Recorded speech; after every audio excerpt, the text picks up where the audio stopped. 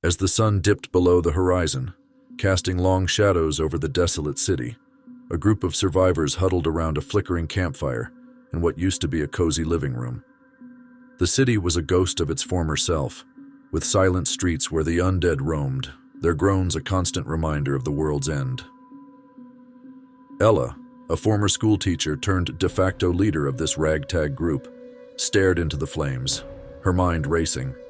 Next to her sat Max, a quiet mechanic with hands as skilled with a gun as they were with a wrench. Across from them, Sarah and her young son, Jamie, clung to each other, their eyes wide with fear.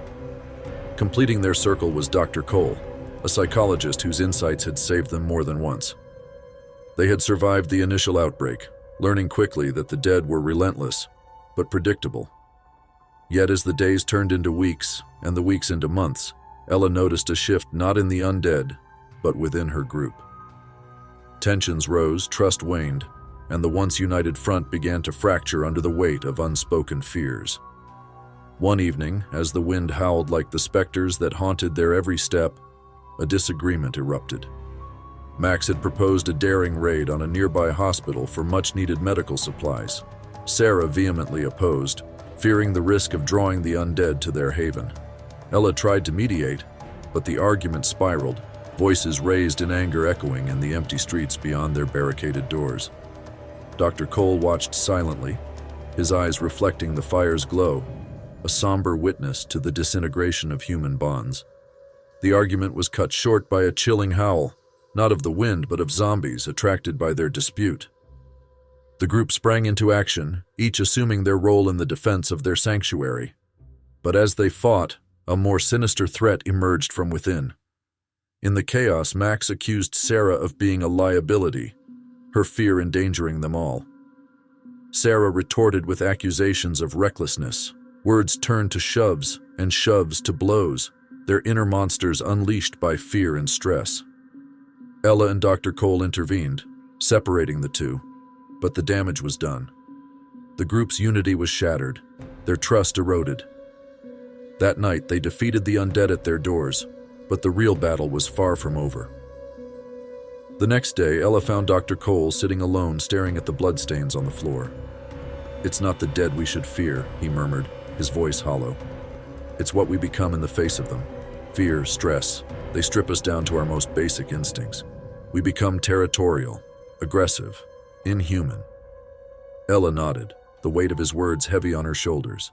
They needed to survive, but at what cost? If they lost their humanity, were they any better than the undead outside? Determined to restore unity, Ella proposed a mission, not for supplies, but for hope. They would venture to the city's heart, to a garden Sarah had mentioned, where flowers still bloomed amidst the apocalypse. It was a symbol, a reminder that beauty could exist in the darkest of times. The journey was perilous. They fought through hordes of the undead, each victory bringing them closer together, their shared goal rekindling the bond they had lost. As they reached the garden, the sight of vibrant life in a world of death was overwhelming. Sarah fell to her knees, tears streaming down her face as she touched a blooming rose, its petals defiant in the face of apocalypse. It was there, among the flowers, that they found their answer.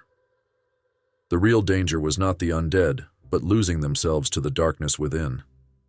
They needed to hold on to their humanity, their capacity for love and hope even in the face of despair.